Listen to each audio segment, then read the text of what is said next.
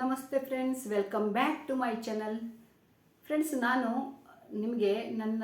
ಬಟ್ಟೆ ಹೊಲಿತಿದ್ದೆ. ನಿಮಗೆ ಯಾವಾಗಲೂ ಸುಮಾರು ಹೇಳಿದ್ದೀನಿ.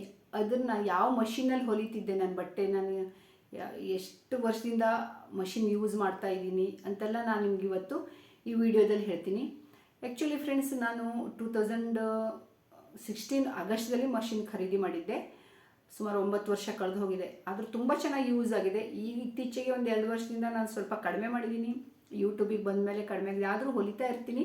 ಆ ಥರ ಗಂಟೆಗಟ್ಟಲೆ ಮೊದಲೇ ಹೇಗೆ 7 ತಾಸು 8 ತಾಸು ಈ ಥರ ಎಲ್ಲ ಹೊಲಿತಿದ್ದೆ. ರಾತ್ರಿ ಬೇಕಾದ್ರೆ ರಾತ್ರಿ, ಬೆಳಗ್ಗೆ ಯಾವ ಫ್ರೀ ಇರ್ತೀನಲ್ಲ ಅವಾಗೆಲ್ಲ ಮಷಿನ್ನಿಗೆ ಕೂರ್ತಿದ್ದೆ. ತುಂಬ ಕ್ರೇಜ್ ಇತ್ತು.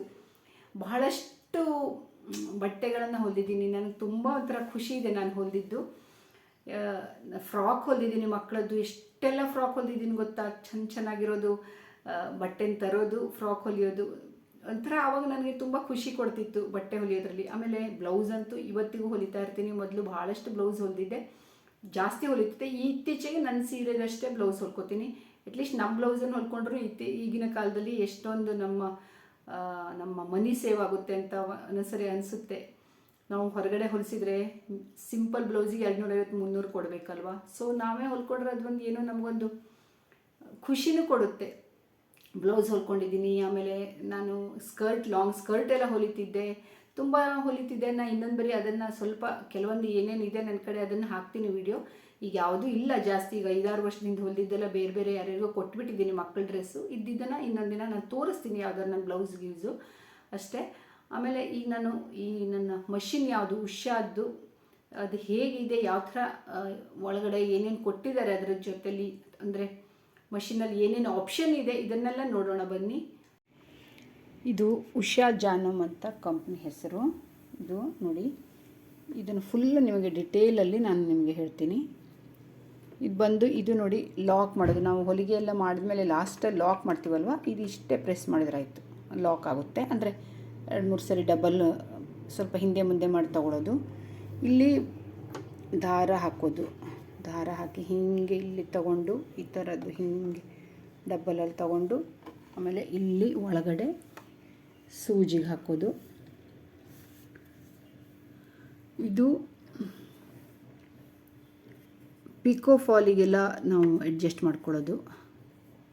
ಇದು ನೋಡಿ, ಇಲ್ಲಿ ಪಿಕೋದ್ದು ಇಲ್ಲಿ ಹಿಂಗೆ ಇದಿರುತ್ತೆ, ಇಲ್ಲೂ ಅಡ್ಜಸ್ಟ್ ಮಾಡ್ಕೊಳ್ಳೋದಿರುತ್ತೆ. ಆಮೇಲೆ ಇಲ್ಲಿ ಜಿಗ್ಜಾಗು, ಯಾವ ಥರದ್ದು ನಿಮಗೆ ಜಿಗ್ಜಾಗಲ್ಲೆಲ್ಲ ನಿಮಗೆ ಯಾವ್ಯಾವ್ದು ಬೇಕು ಅದೆಲ್ಲ ಇಲ್ಲಿ ಬೇರೆ ಬೇರೆ ಟೈಪಿಂದೆಲ್ಲ ಇದೆ. ನಾನೇನು ಅಷ್ಟೊಂದು ಯಾವುದು ಯೂಸ್ ಮಾಡಲ್ಲ. ಆಮೇಲೆ ಇಲ್ಲಿ ಒಳಗಡೆ ಒಂದಷ್ಟು ಇಟ್ಟಿದ್ದಾರೆ. ಇದರಲ್ಲಿ ಸೂಜಿ ಇಟ್ಕೊಳ್ಳೋದು, ಎಕ್ಸ್ಟ್ರಾ ಸೂಜಿ ಎಲ್ಲ ಕೊಟ್ಟಿರ್ತಾರೆ ಅವರು ಇಟ್ಕೊಳ್ಳೋದಕ್ಕೆ. ಇದು ನೋಡಿ, ಇನ್ನೊಂದು ತೋರಿಸ್ತೀನಿ. ಇದು ಸೂಜಿನ ಈ ಥರ ಮೇಲೆ ಎತ್ತಿದಾಗ ಇಲ್ಲಿ ಈ ಥರ ಹೀಗೆ ಮೇಲೆ ಕೆಳಗೆ ಇದನ್ನು ತಿರ್ಸ್ಬೇಕಾಗುತ್ತೆ. ಆ್ಯಕ್ಚುಲಿ ನಂದು ಹೊಸದಿದ್ದಾಗ ಈ ಥರ ಮೇಲ್ಗಡೆ ಬಂದಿರಲಿಲ್ಲ. ಈಗೇನಾಗಿದೆ ಅಂತಂದರೆ, ಅದು ನಾನು ಒಂದು ಸರಿ ನಂದು ಹಾಳಾಗಿತ್ತು ಓವರ್ಲೋಡಾಗಿ. ಆವಾಗ ನನಗೆ ಹೊಸದಾಗಿ ಹಾಕ್ಸ್ಲಿಕ್ಕೆ ಹೋದಾಗ ಕಂಪ್ನಿದೇ, ಆದರೆ ಈ ಥರ ಹೊರಗಡೆದು ಈ ಥರ ಡೊಂಬು ಬಂದಿದೆ. ಮೊದಲು ಒಳಗಡೆನೇ ಇತ್ತು, ಕ್ಯಾಪ್ ಹಾಕಿಬಿಡ್ತಿದ್ರು, ಗೊತ್ತಾಗ್ತಾ ಇರಲಿಲ್ಲ. ಅಂದರೆ ಈ ಥರ ಒಂದು ಸಣ್ಣ ಕ್ಯಾಪು ಈ ಥರ ದೊಡ್ಡದು ಹಿಂಗೆ ಫುಲ್ ಒಳಗಡೆನೇ ಇರ್ತಿತ್ತು. ಈ ಥರ ಹೊರಗಡೆ ಇದು ಬಂದಿರಲಿಲ್ಲ. ಆಮೇಲೆ ಇನ್ನೊಂದು ಹಾಕಿಸಿದಾಗ ಈ ಥರ ಬಂದಿದೆ. ಅದು ಒಂದು ಕಂಪ್ನಿದೇ ಇದೆ ಇದು, ಆದರೆ ಒರಿಜಿನಲ್ ಬ್ರ್ಯಾಂಡೇ ಬಂದಿದೆ, ಬಟ್ ಆ ಥರ ಬಂದಿದೆ.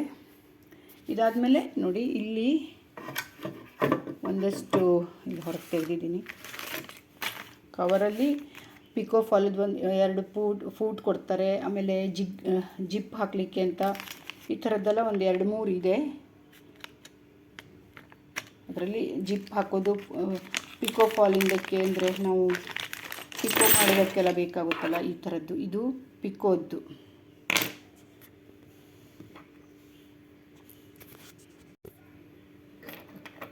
ಇದು ಪಿಕೋದ್ದು ನೋಡಿ, ಪಿಕೋ ಆಯಿತು. ಇದು ಜಿಪ್ಪಿಂದಿದೆ.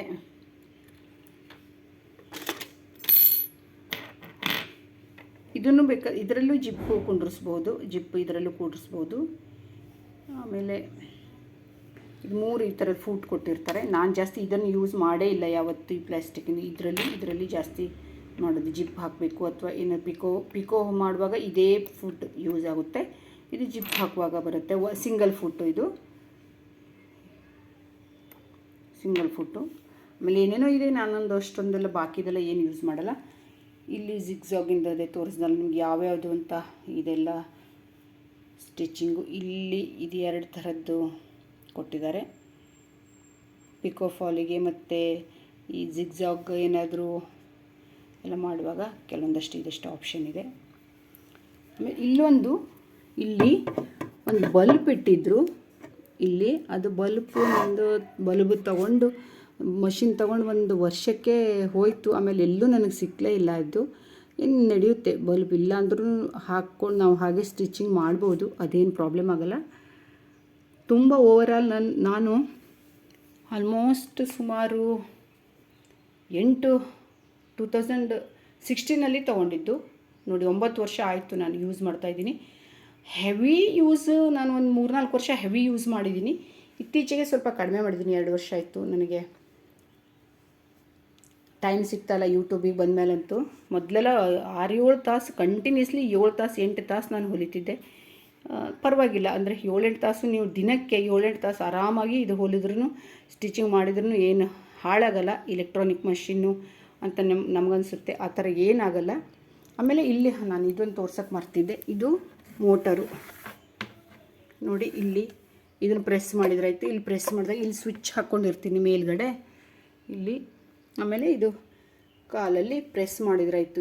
ಯಾವಾಗ ನಿಮಗೆ ಸ್ಟಿಚ್ ಮಾಡಬೇಕಾಗುತ್ತೆ ಆವಾಗ. ತುಂಬ ಈಸಿ ಅಂದರೆ ಈಸಿ.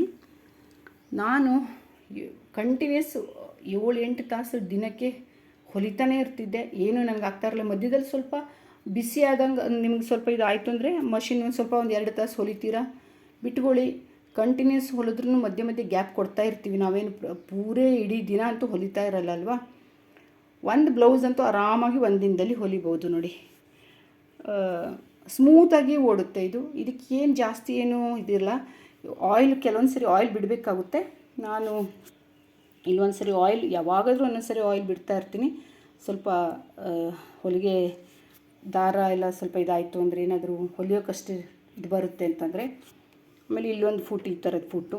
ನನಗೆ ಸ್ಟಾರ್ಟಿಂಗಲ್ಲಿ ಭಾಳಷ್ಟು ಸೂಜಿನ ಮಾಡಿದ್ದೀನಿ. ಹೊರಗಡೆ ತುಂಬ ಗಲಾಟೆ ಕೇಳಿಸ್ತಾಯಿತ್ತು ಅಂತ ಮ್ಯೂಟ್ ಮಾಡಿದ್ದೆ.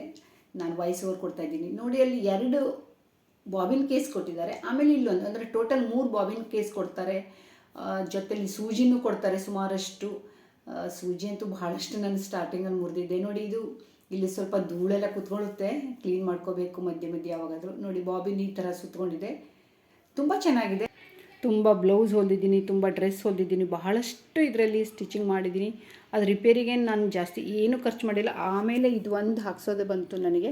ಅದು ಬಿಟ್ಟು ನಾನು ಸರ್ವೀಸಿಂಗು ಮಾಡಿಸಿಲ್ಲ. ಆ್ಯಕ್ಚುಲಿ ಸರ್ವೀಸಿಂಗು ನೀವು 1-2 ವರ್ಷ ಸರ್ವೀಸಿಂಗ್ ಮಾಡಿಸ್ಬೇಕಾಗುತ್ತೆ, ಆದರೆ ನಾನಂತೂ ಮಾಡಿಸೇ ಇಲ್ಲ. ಆಮೇಲೆ ಒಂದು ಸರಿ ರಿಪೇರಿಗೆ ಏನು ಸ್ವಲ್ಪ ಬಂತು, ಒಂದು 300 ರೂಪಾಯಿನಷ್ಟು ಖರ್ಚು ಮಾಡಿದ್ದೀನಿ. ಇಷ್ಟು ವರ್ಷದಲ್ಲಿ ಏನೂ ಖರ್ಚು ಮಾಡಿಲ್ಲ. ನಾನು ತುಂಬ ಯೂಸ್ ಮಾಡಿದ್ದೀನಿ, ತುಂಬ ಅಂದರೆ ತುಂಬ ಹೆವಿನೇ ಯೂಸ್ ಮಾಡಿದ್ದೀನಿ. ಅದಕ್ಕೆ ತಕ್ಕಂಗೆ ನನಗೆ ಏನು ಇದರಲ್ಲಿ ನಂದು 10,500 ನಾನು ಈ ಮಷಿನಿಗೆ ಕೊಟ್ಟಿದ್ದು. ಅದು ಯಾವಾಗಲೂ ನನ್ನ ಪೈಸಾ ವಸೂಲಾಗಿದೆ ಗೊತ್ತಾ. 10,500ದಲ್ಲಿ ನಾನು ಇನ್ನೂ ಎಷ್ಟು ಗಳಿಸಿದ್ದೀನೋ ಗೊತ್ತಿಲ್ಲ. ಇತ್ತೀಚೆಗೆ ನಾನು ಜಾಸ್ತಿ ಹೊಲಿಯೋದು ಕಡಿಮೆ ಮಾಡಿದ್ದೀನಿ. ಇಲ್ಲಾಂದರೆ ನಾನು ಕಂಟಿನ್ಯೂಸ್ಲಿ ನನಗೆ ಆರಾಮಾಗಿ ತಿಂಗಳಲ್ಲಿ 3-4 ಸಾವಿರ ಇದರಲ್ಲಿ ಬರ್ತಿತ್ತು. ಆದರೆ ನನಗೆ ಯಾಕೋ ತುಂಬ ಬೇಡ ಅನಿಸುತ್ತೆ, ಅದಕ್ಕೆ ನಾನು ಹೊಲಿಯೋದು ಕಡಿಮೆ ಮಾಡಿದ್ದೀನಿ. ತುಂಬ ಚೆನ್ನಾಗಿದೆ. ಅಂದರೆ ನೀವು ಬಿಸ್ನೆಸ್ ಪರ್ಪಸ್ ಯೋಚನೆ ಮಾಡಿಕೊಂಡು ತೊಗೋಬೋದು. ಮನೆಗೆ ನೀವು ನಿಮ್ಮ ಬಟ್ಟೆನ ಹೊಲಿತೀನಿ ಅಂತಂದ್ರೆ ತೊಗೊಂಡ್ರಂತೂ ಆರಾಮಾಗಿ ಯೂಸ್ ಮಾಡ್ಕೋಬೋದು. ಓವರಾಲು ಈ ಮಷಿನ್ನು ಉಷಾ ಜಾನಮ್ ತುಂಬ ಚೆನ್ನಾಗಿದೆ. ನನಗೆ ಇಷ್ಟ ಆಗುತ್ತೆ ಅಂತ ಅಂದರೆ, ನನ್ನ ಫ್ರೆಂಡು ಒಬ್ಬಳು ಹೊಲಿತಿದ್ಲು. ಅವಳು ಹೇಳಿದ್ದಕ್ಕೆ ನಾನು ಈ ಮಷಿನ್ ತೊಗೊಂಡಿದ್ದೆ. ಅವಳು ಮನೇಲಿ ನೋಡ್ತಾ ಇರ್ತಿದ್ದೆ. ಸೊ ನನಗೂ ಇಷ್ಟ ಆಯಿತು, ನಾನು ತೊಗೊಂಡೆ. ನಾನು ತುಂಬ ಯೂಸ್ ಮಾಡಿದ್ದೀನಿ ಅಂತ ಇವತ್ತು ನನಗೆ ತುಂಬ ದಿವಸ ಅನ್ಕೋತಾ ಇದ್ದೆ ಈ ವಿಡಿಯೋನ ಮಾಡಬೇಕು. ನಾನು ಯಾವ ಮಷೀನಲ್ಲಿ ಬಟ್ಟೆ ಹೊಲಿತೀನಿ ಅಂತ ಹೇಳಬೇಕು ಅಂತ ಇತ್ತು. ಇವತ್ತು ನಿಮಗೆ ಈ ವಿಡಿಯೋನ ತಂದಿದ್ದೀನಿ. ಹೇಗೆ ಅನ್ನಿಸ್ತು ಅಂತ ಗೊತ್ತಿಲ್ಲ. ಇಷ್ಟ ಆದರೆ ಒಂದು ಲೈಕ್ ಮಾಡಿ, ಕಾಮೆಂಟ್ ಮಾಡಿ. ಫಸ್ಟ್ ಟೈಮ್ ಬಂದಿದ್ದೀರಾ ಅಂದರೆ ಸಬ್ಸ್ಕ್ರೈಬ್ ಮಾಡ್ಕೊಂಡು ನೋಡಿ. Thank you friends. ಮತ್ತೆ ಸಿಗೋಣ ಇನ್ನೊಂದು ವಿಡಿಯೋದೊಂದಿಗೆ. ಉಷಾ ಕಂಪನಿ ಉಷಾ ಜಾನಮ್ ಯಾರ ಮನೇಲಿದೆ ಅಂತ ಹೇಳಿ. ಉಷಾ ಇದರಲ್ಲೂ ಇನ್ನೂ ಹೈಯೆಸ್ಟ್ ಪ್ರೈಸಿಂದು ಇದೆ, ಇನ್ನೂ ಲೋಯೆಸ್ಟ್ ಪ್ರೈಸಿಂದು ಇದೆ. ನಂದು ಇದು ಮೀಡಿಯಮ್ ಪ್ರೈಸಿಂದು. ಈಗ 12,500 ಸಾವಿರ ಮೇಲೆ ಆಗಿದೆ ಅಂತ ಅಂದ್ಕೊಂಡಿದ್ದೀನಿ. ಎಲ್ಲೋ ಕೇಳಿದಾಗ ಹೇಳ್ತಾಯಿದ್ರು. ಸೊ ಇವತ್ತಿನ ವಿಡಿಯೋ ಇದೇ ಆಗಿತ್ತು. Thank you friends.